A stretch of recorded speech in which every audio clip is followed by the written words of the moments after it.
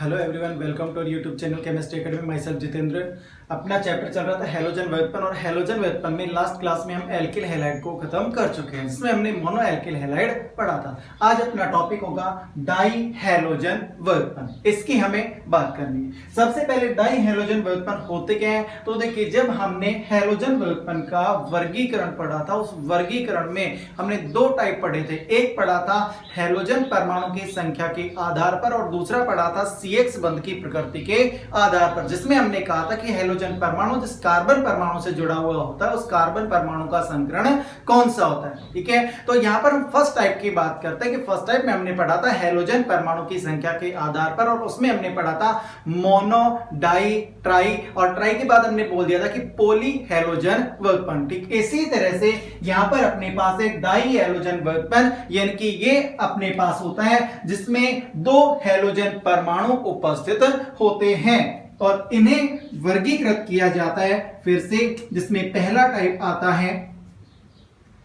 GeM die halide.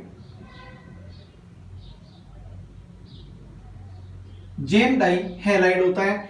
एक होता है इसमें विस डाई हैलाइड, और एक होता है इसमें अल्फा ओमेगा डाई हैलाइड। तो यहां पर इसको तीन भागों में विभाजित किया जाता है। अब तीन भाग में मतलब क्या है अपने पास में, ये तो क्लियर हो गया। डाई का मतलब अपने पास में जिसमें दो हैलोजन परमाणु उपस्थित होते हैं। अब जेम डाई हैलाइड का मतलब होता है ऐसे कार्बनिक यौगिक जिसमें दोनों हैलोजन परमाणु किसी एक ही कार्बन परमाणु पर उपस्थित होते हैं। ठीक है, दोनों हैलोजन परमाणु जब एक ही कार्बन परमाणु पर उपस्थित होंगे तो वो अपने पास में होते हैं जेम डाई हैलाइड। विस डाई हैलाइड का मतलब दोनों हैलोजन परमाणु नजदीकी कार्बन परमाणु पर उपस्थित हों। ठीक है, ये अपने पास में विस डाई हैलाइड। तो विस डाई हैलाइड का मतलब दोनों हैलोजन परमाणु नजदीकी कार्बन परमाणु पर उपस्थित हो। जेम डाई हैलाइड का मतलब दोनों हैलोजन परमाणु एक ही कार्बन परमाणु पर उपस्थित होते। ठीक है, अल्फा ओमेगा डाई हैलाइड का मतलब क्या होगा, तो देखिए अल्फा ओमेगा डाई हैलाइड का मतलब होता है अपने पास कोई कार्बन परमाणु की श्रृंखला है, और इस कार्बन परमाणु की श्रृंखला में अंतिम जो कार्बन होते हैं इन पर हैलोजन परमाणु उपस्थित होते हैं। यानी कि किसी भी कार्बन श्रृंखला के अंतिम सिरे पर यदि हैलोजन परमाणु उपस्थित हैं तो वो अपने पास में कहलाते हैं alpha omega die halide. Clear है। अब यहां पर अपने पास एक क्वेश्चन आता है कि ये अपने पास में है एथिलीन डाई हैलाइड। इसकी बात करते हैं। तो देखिए इसमें दो कार्बन की श्रृंखला है, और दो कार्बन की श्रृंखला है, और इसमें जो हैलोजन परमाणु है ये अंतिम सिरे पर उपस्थित है। तो क्या ये एग्जाम्पल अपने पास में अल्फा ओमेगा डाई हैलाइड का हो सकता है, तो देखिए यहां पर हम सबसे पहले क्या चेक करें, विस डाई हैलाइड। और विस डाई हैलाइड में हम कहते हैं कि जिसमें दोनों हैलोजन परमाणु नजदीकी कार्बन परमाणु पर उपस्थित होते हैं। ठीक है, और यहां पर क्या कहते हैं अंतिम सिरे पर। तो देखिए इसमें अपन देखते हैं तो ये अपने पास एक जो डेफिनेशन है कि नजदीकी कार्बन परमाणु पर उपस्थित होते हैं, तो इसमें नजदीक है और इसमें दूर दूर। ठीक है, लेकिन यहां पर जब हम ये कहते हैं कि अंतिम सिरे पर उपस्थित है, तो यहां पे देखिए ये भी अंतिम सिरे पर है और ये भी अंतिम सिरे पर है। तो यदि ऐसी कंडीशन बनती है अपने पास में तो उसमें प्रायिकता दी जाएगी, विस डाई हैलाइड को प्रायिकता दी जाती है। तो ध्यान रखना ये अपने पास जो एग्जाम्पल होता है ये विस डाई हैलाइड का होता है। ठीक है, अब यदि एग्जाम में आता है कि ये एग्जाम्पल किसका उदाहरण है अपने पास में, तो आपको ऑप्शन दिया जाएगा जेम डाई हैलाइड का, विस डाई हैलाइड का, अल्फा ओमेगा डाई हैलाइड का, और इनमें से कोई नहीं। तो उस कंडीशन में लिखोगे विस डाई हैलाइड। अब यदि ऑप्शन में विस डाई हैलाइड नहीं है तो यहां पर अपने पास में दे दिया जेम डाई हैलाइड दे दिया, अल्फा ओमेगा डाई हैलाइड दे दिया, सी ऑप्शन दे दिया, ए और बी दोनों, और डी ऑप्शन दे दिया इनमें से कोई नहीं। तो उस कंडीशन में आपका आंसर होगा अल्फा ओमेगा डाई हैलाइड। ठीक है, तो अपन ऑप्शन को चेक करेंगे और उसके अकॉर्डिंग क्वेश्चन का आंसर देते हैं। ठीक है, तो ये अपने पास में डाई हैलोजन वर्गफन का वर्गीकरण जो होता है वो समाप्त होता है। इसके बाद हम बात करते हैं इनके बनाने की विधियों की। डाई हैलोजन वर्गफन जो है इनके बनाने की विधियों की अपन बात करते हैं, जिसमें सबसे पहले अपन पढ़ते हैं जेम डाई हैलाइड। इसके बनाने की विधियों की बात करेंगे, ठीक है। जिसमें फर्स्ट विधि अपन पढ़ते हैं कार्बोनिल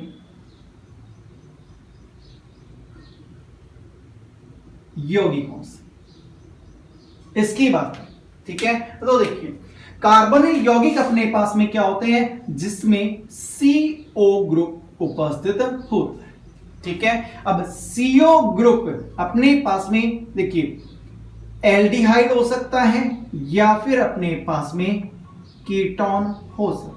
यानी कि कार्बोनिल यौगिक क्या होते हैं, जिसमें CO ग्रुप उपस्थित होता है। इसकी बात हम पहले भी कर चुके हैं कि अपने पास कार्बोनिल यौगिक क्या है, तो ये अपन ने बात की थी जब हमने पढ़ा था हैलोजन वर्गफन, उस जगह पर अपन ने चेक किया, ठीक है। या फिर से रिपीट कर दूं कि जब हमने इसके एग्जाम्पल चेक किए थे, कौन से, IUPAC जनरल ऑर्गेनिक केमिस्ट्री में जब IUPAC चेक किए थे तो वहां पर CO ग्रुप वाले कुछ एग्जाम्पल थे। वहां पर अपन ने बात की थी कि ये जो होते हैं यही कार्बोनिल यौगिक होते हैं, जबकि अपने पास कार्बोक्सिलिक अम्ल और इसके वर्गफन होते हैं उनमें भी CO ग्रुप उपस्थित होता है, लेकिन वो कार्बोनिल यौगिक नहीं होते, ठीक है। तो उस जगह पे चेक कर लेना और फिर उसके बाद में इसकी और अधिक डिटेल अपन कहां पर पढ़ेंगे, जो अपने पास में ऑक्सीजन कंटेनिंग क्रियात्मक समूह वाले जो यौगिक है उसका भाग 2, यानी कि जिसमें हम पढ़ेंगे एल्डिहाइड कीटोन कार्बोक्सिलिक एसिड को, तो वहां पर अपन फिर से इसके बारे में बात करेंगे। अभी केवल अपने को यह ध्यान रखना है कार्बोनिल यौगिक, एल्डिहाइड और कीटोन, ठीक है। इनकी अभिक्रिया जब कराई जाती है PCl5 से,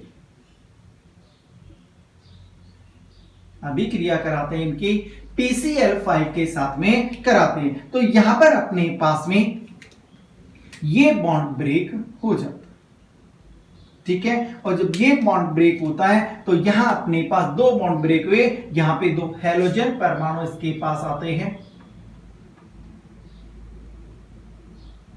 और साथ में POCl3 फास्फोरस ऑक्सीक्लोराइड का निष्कासन हो जाता है, ठीक है। तो ये अपने पास में है कि जेम डाई हैलाइड का निर्माण अपन कर सकते हैं कार्बोनिल यौगिक से, ठीक है। इसके बाद सेकंड है, सेकंड अपने पास में है एल्काइन से, इसकी बात करते हैं। देखिए एल्काइन की अपन बात करें तो एल्काइन होती है अपने पास में, जैसे हम ये कहें कार्बन कार्बन के मध्य त्रिबंध, ठीक है। इसकी अभिक्रिया कराते हैं हैलोजन अम्ल से, इसकी अभिक्रिया किससे करा रहे हैं, हैलोजन अम्ल के साथ में करा रहे हैं। एग्जांपल के लिए HCl अपन ने ले लिया, ठीक है। तो देखिए यहां पर अपने पास में इस समय सममित टाइप की है अपने पास में, और जब सममित टाइप की है तो एक तरफ हाइड्रोजन और एक तरफ हैलोजन, तो ये अपने पास बन गया एल्कीन, ठीक है। अब इसके बाद फिर से एक HCl का एडिशन और करा दूं,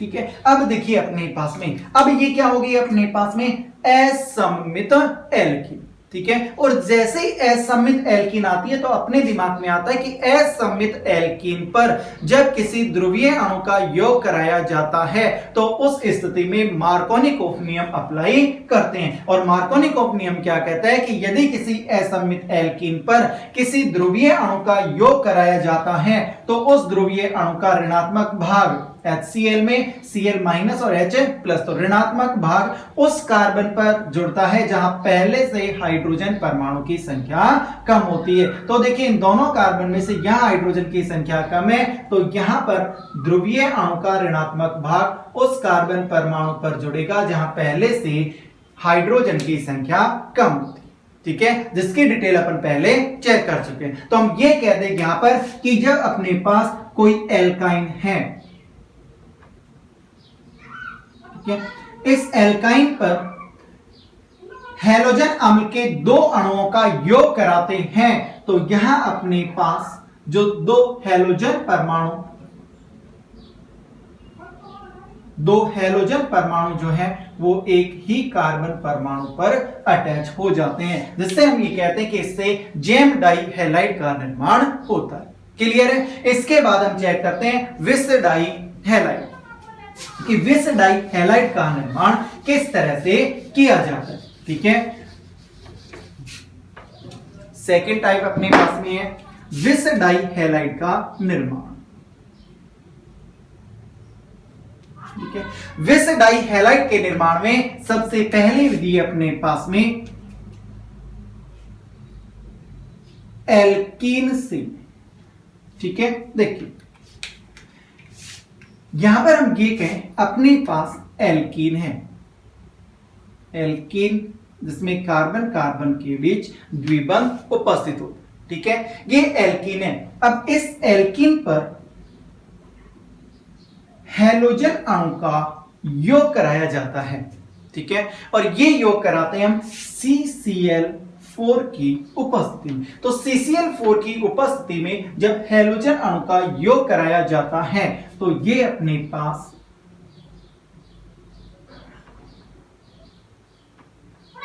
विस डाई हैलाइड का निर्माण हो जाता है। और ये अभिक्रिया अपन ने पढ़ी थी कि जब अपने पास में हमने एल्किल हैलाइड के बनाने की विधि पढ़ी थी, उसमें अपन ने पढ़ा था एल्कीन से एल्कीन पर Br2 का योग कराया था अपन ने, CCl4 की उपस्थिति में अभिक्रिया कराई थी और वहां पर हमने कहा था कि इस अभिक्रिया में मध्यवर्ती के रूप में ब्रोमोनियम आयन का निर्माण होता है। ठीक है, ये अभिक्रिया पढ़ी। ठीक, सेकेंड अभिक्रिया है अपने पास में ग्लाइकोल से।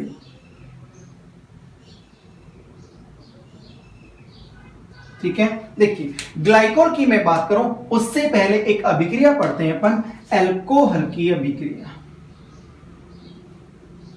ये अपने पास में है एल्कोहल, और एल्कोहल की अभिक्रिया अपन कराते हैं PCl5 के साथ। ठीक है, और जब एल्कोहल की अभिक्रिया PCl5 के साथ में कराते हैं तो इस अभिक्रिया में हमने पढ़ा था कि यहां पर एल्किल क्लोराइड का निर्माण होता है, साथ में POCl3 का निष्कासन होता है और HCl का निष्कासन हो जाता है। ये अभिक्रिया अपन ने पढ़ी थी। अब देखिए ग्लाइकोल क्या होता है अपने पास में। ग्लाइकोल का मतलब होता है अपने पास में दो नजदीकी कार्बन परमाणु पर OH सम, ये होता है अपने पास में ग्लाइकोल। तो देखिए एक एल्कोहलिक भाग ये है और दूसरा एल्कोहलिक भाग ये अपने पास में। ठीक है, इसकी अभिक्रिया किससे, दो PCl5 के अणु से कराते हैं, और जब दो PCl5 से कराएंगे तो देखिए यहां पर एक से करेगा क्रिया और इसके बाद दूसरे से क्रिया करेगा। ठीक है, और ये अपने पास दो अणुओं का निष्कासन हो जाएगा, तो ये बन जाता है अपने पास में विस डाई हैलाइड। दो नजदीकी कार्बन परमाणु के ऊपर हैलोजन परमाणु आ जाता है। तो ध्यान रखना ग्लाइकोल यानी कि नजदीकी कार्बन परमाणु पर जब दो OH समूह उपस्थित होते हैं तो जब उसकी अभिक्रिया PCl5 के साथ कराते हैं तो यहां पर अपने पास में विस डाई हैलाइड का निर्माण होता है। ठीक है, इसके बाद नेक्स्ट अपन चेक करते हैं अल्फा ओमेगा डाई हैलाइड का निर्माण किस तरह से किया जाता है। ठीक है, तीसरा टाइप अपने पास में है इसका अल्फा ओमेगा डाई हैलाइड। इसका निर्माण कैसे है? ठीक है, इसमें मेथड अपने पास में है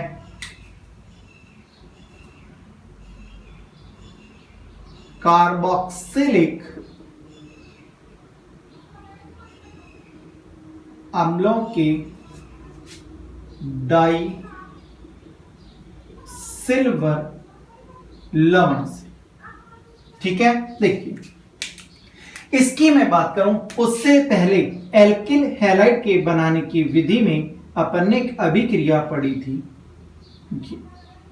मोनोकार्बोक्सिलिक अम्ल का सिल्वर लवण। ठीक है, इसकी अभिक्रिया अपन कराते हैं Br2 के साथ में CCl4 की उपस्थिति में कराते हैं। ठीक है। जब इसकी उपस्थिति में कराते हैं तो अपने पास बनता है एल्किल ब्रोमाइड, जिसमें हमने कहा था हुंस-डीकर अभिक्रिया, ठीक है। साथ में CO2 का निष्कासन होता है और AgBr का निष्कासन, ठीक है। यह अभिक्रिया आपने पढ़ी हुई है, हुंस-डीकर अभिक्रिया के नाम से इसे पढ़ा था। अब देखिए मैं कह रहा हूं कि डाई सिल्वर लवण की मैं बात करूं तो देखिए यहां पर मैं कोई कार्बन की चेन अटैच कर देता हूं, ये मैंने कार्बन की चेन अटैच कर दी, ठीक है। अब ये हो गया डाई सिल्वर लवण मेरे पास, ठीक है। इधर कार्बन की कोई भी चेन आ जाएगी अपने पास। अब यहां पर हम ये कहें, देखिए इसमें और चेन बढ़ा लेते हैं, देखिए सॉरी,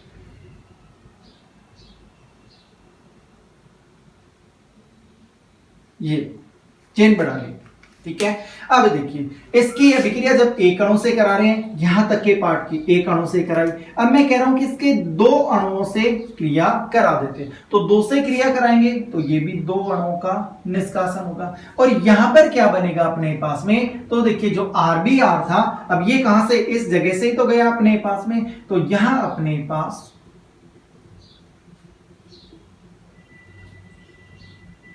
CH2 ठीक है। तो यहां अपने पास दोनों हैलोजन परमाणु जो हैं वो किसी कार्बन श्रृंखला के अंतिम सिरे पर आ जाते हैं। इस तरह से हम अल्फा ओमेगा डाई हैलाइड का निर्माण कर लेते हैं, ठीक है। तो ये अपने पास में होती है डाई हैलोजन वर्गपन के बनाने की विधियां। अब इसके बाद हम बात करते हैं इसके रासायनिक गुण। रासायनिक गुण इसके क्या होंगे, इनकी हम बात करते हैं।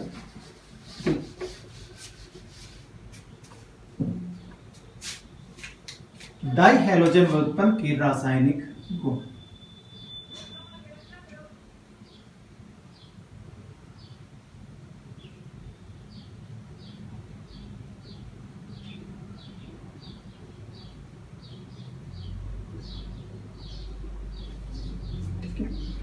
रासायनिक गुण में सबसे पहले हम इसमें अभिक्रिया पढ़ते हैं जल अपघट,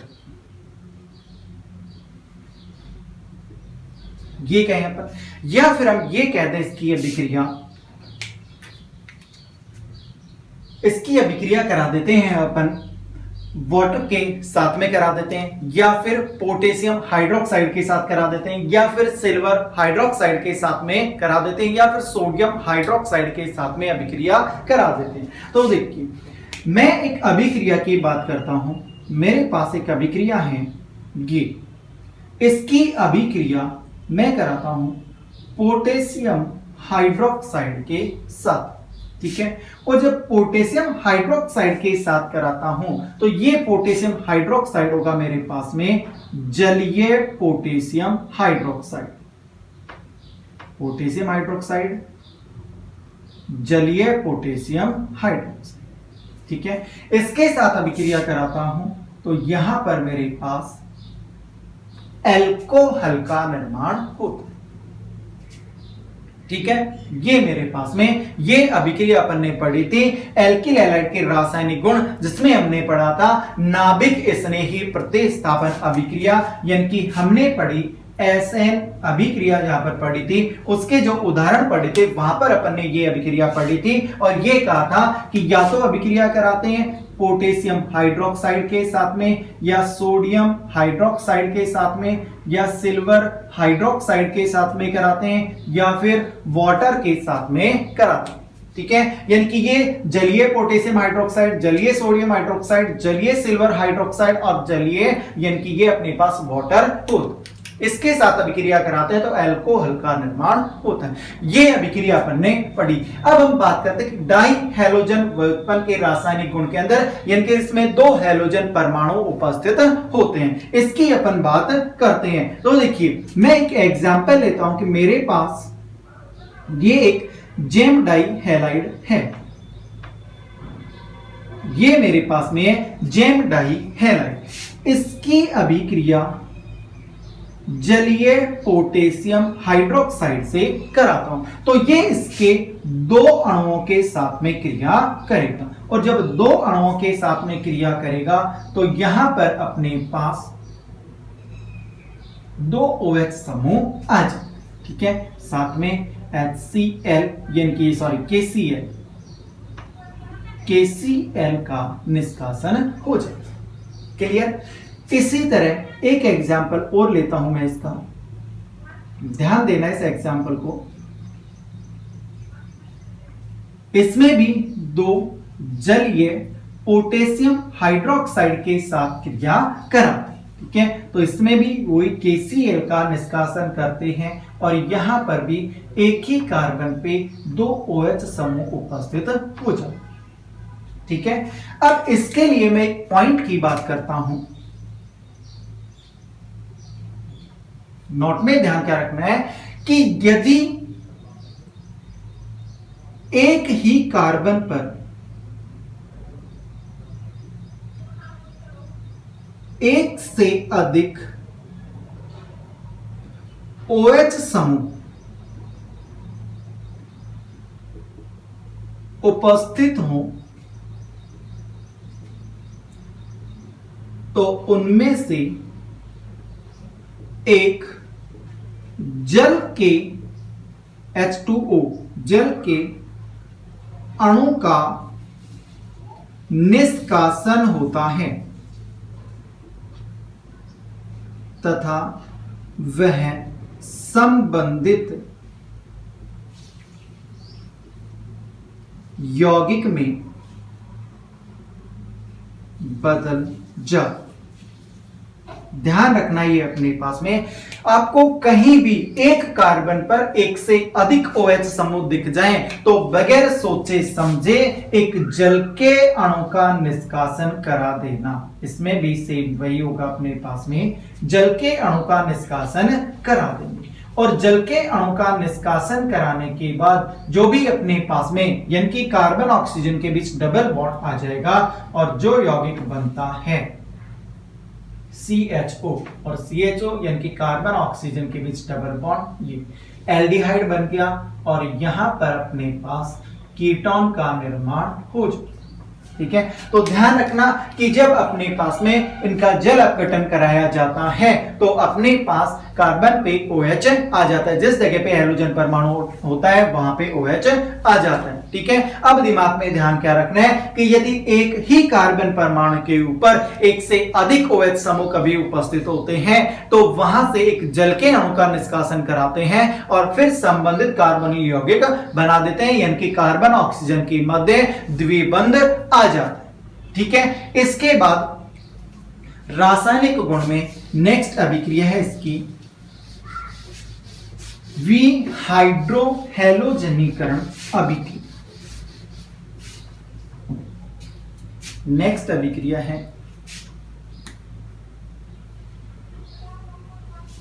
विहाइड्रोहैलोजनीकरण अभिक्रिया।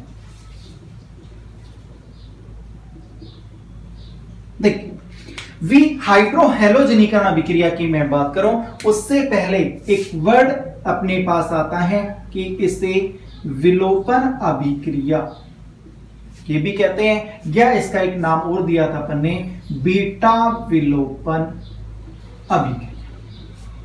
ये अभिक्रिया अपन ने पढ़ी थी, ठीक है। देखो यहां पर हम कहते हैं कि अपने पास ये कोई डाई हैलाइड है, ठीक है। और सॉरी, एक बार डाई हैलाइड की मैं बात करूं उससे पहले एक बार जो जनरल अभिक्रिया थी अपने पास में उसकी मैं बात कर लेता हूं।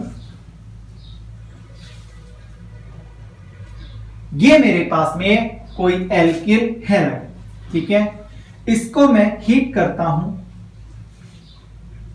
एल्कोहलिक पोटेशियम हाइड्रोक्साइड के साथ में, इसके साथ में इसको हीट करता हूं तो यहां से KCl का निष्कासन होगा, H2O का निष्कासन होगा और ये कन्वर्ट होता है अपने पास में एल्कीन, ठीक है, यानी कि यहां पर हम ये कह रहे थे कि अल्फा कार्बन से हैलोजन परमाणु और बीटा जो कार्बन परमाणु है उससे हाइड्रोजन परमाणु का विलोप हो जाए, यानी कि HCl यहां पे निकलता है, इसलिए इसे विहाइड्रोहैलोजनीकरण अभिक्रिया भी कहते हैं। और इसके साथ क्रिया करके क्या कर लेते हैं, अपने पास में जो अपने पास यहां से HCl निकलता है ये इससे क्रिया करता है और KCl और H2O में कन्वर्ट हो जाता है। यदि ऐसा नहीं होगा तो हमने पढ़ा था कि जो HCl बाहर निकलता है वो फिर से इसके साथ में क्रिया करता है और वापस से ये एल्किल हैलाइड में कन्वर्ट हो जाता है।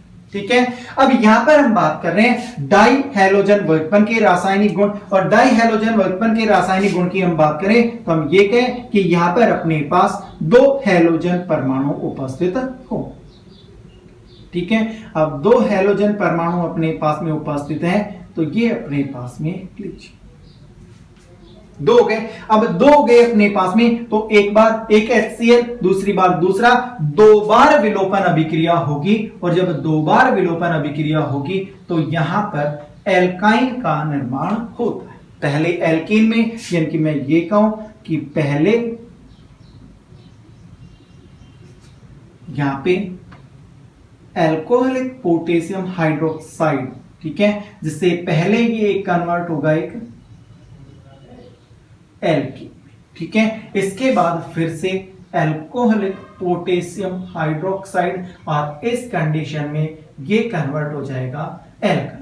ठीक है, तो ध्यान रखना कि अपने पास जब डाई हैलोजन व्युत्पन्न होते हैं उनकी अभिक्रिया एल्कोहलिक पोटेशियम हाइड्रोक्साइड के साथ कराई जाती है तो उस कंडीशन में विलोपन अभिक्रिया के द्वारा एल्काइन का निर्माण होता है।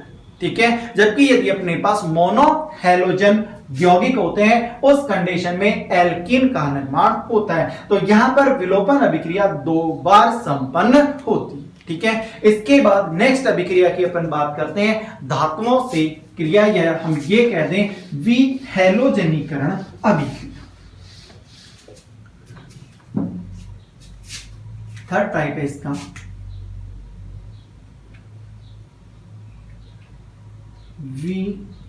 विहैलोजनीकरण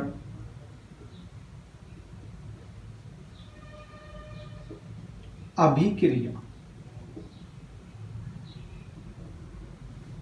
ठीक है, विहैलोजनीकरण अभिक्रिया में इनकी अभिक्रिया कराई जाती है जिंक के साथ। ठीक है, अब यहां पर अपने को यह ध्यान रखना है कि यदि अपने पास जेम डाइहैलाइड, विस डाइहैलाइड और अल्फा ओमेगा डाइहैलाइड हो तो ये तीनों ही जिंक के साथ अभिक्रिया करके अलग अलग उत्पाद का निर्माण करते हैं। जैसे हम ये कहें कि मेरे पास यदि जेम डाइहैलाइड है तो जेम डाइहैलाइड जिंक के साथ क्रिया करता है और जिंक के साथ जो जेम डाइहैलाइड होते हैं इसके 2 अणु क्रिया करेंगे।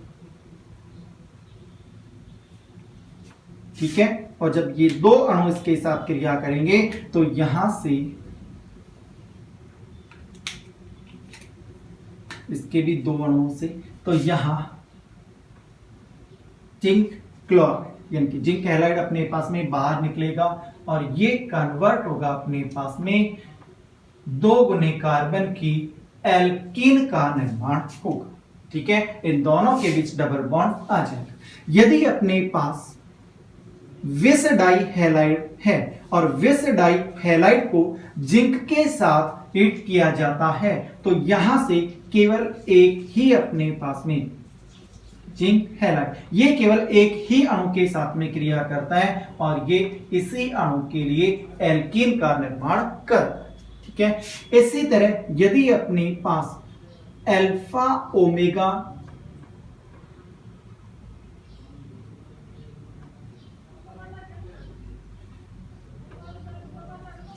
यदि अपने पास अल्फा ओमेगा डाइहैलाइड है उस कंडीशन में जिंक के साथ क्रिया कराते हैं तो वही जिंक हैलाइड बाहर निकलेगा और यहां पर अपने पास साइक्लिक प्रोडक्ट यानी कि साइक्लिक उत्पाद का निर्माण होगा, चक्रीय यौगिक का निर्माण होता है। ठीक है, तो ये अपने पास में होते हैं डाई हैलोजन व्युत्पन्न के रासायनिक गुण।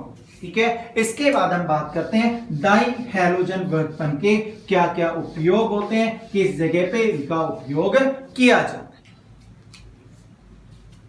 इसके बाद अपने पास में मोनो डाई हैलोजन व्युत्पन्न के उपयोग किस किस जगह पे इनका उपयोग किया जाता है। तो हम बात करते हैं मैथिल क्लोराइड और एथिल क्लोराइड का जो उपयोग होता है वो मैथिल और एथिल सेल्यूलोज के निर्माण में करते हैं, ठीक है। इसके बाद एथिल क्लोराइड का उपयोग किया जाता है टेट्रा एथिल लेड के निर्माण में करते हैं अपन। इसके अलावा मैथिल क्लोराइड एथिल क्लोराइड का उपयोग प्रशीतक और निश्चेतक के रूप में करते हैं, इनकी ठंडा करने में, इनके रेफ्रिजरेटर वगैरह के अंदर, और अपने पास में किसी बेहोशी के रूप में किया जाता है। इसके अलावा अपने पास में जो डाई हैलोजन व्युत्पन्न होते हैं इनका उपयोग रबर के लिए जो विलायक काम में लिया जाता है उस विलायक को बनाने में करते हैं, ठीक है। इसके बाद अपने पास में है CH2Cl2 अपने पास में है, यानी कि मैथिलीन डाइक्लोराइड जो होता है अपने पास में उसका उपयोग कहां किया जाता है। तो इसका उपयोग होता है अपने पास में औषधीय एवं आहार उद्योग के अंदर निष्कर्षण विलायक के रूप में करते हैं, ठीक है। इसका उपयोग किया जाता है पेंट थिनर के रूप में करते हैं, धातु की सफाई और इसकी फिनिशिंग विलायक के रूप में भी इसका उपयोग करते हैं, ठीक है। अब इसके डायरेक्ट संपर्क में आने पर अपने पास कौन कौन से दुष्प्रभाव होते हैं, यानी कि हमारे शरीर पर क्या प्रभाव पड़ता है, इसकी हम बात करते हैं। तो हम ये कहते हैं कि यदि अधिक मात्रा के संपर्क में आ जाएं तो या तो चक्कर आते हैं, उल्टी हो जाती है, हाथ पैर सुन्न हो जाते हैं, इस तरह के कुछ लक्षण अपने को दिखाई देते हैं, ठीक है। इसके बाद अपने पास में यदि डायरेक्ट त्वचा के संपर्क में आ जाए अपने पास में तो त्वचा पर लाल रंग के धब्बे बन जाते हैं और इनमें तीव्र जलन उत्पन्न होती है, ठीक है। यदि ये आंखों के संपर्क में आ जाए, यानी कि हल्की सी मात्रा भी इसकी आंखों के संपर्क में आ जाती है तो ये इसके कॉर्निया को जला देती है, ठीक है। तो यहां पर अपने पास में जो हैलोजन व्युत्पन्न में डाई हैलोजन व्युत्पन्न होते हैं ये समाप्त होते हैं। इसके बाद हम ट्राई हैलोजन व्युत्पन्न में क्लोरोफॉर्म आयोडोफॉर्म की बात करेंगे। Thank you.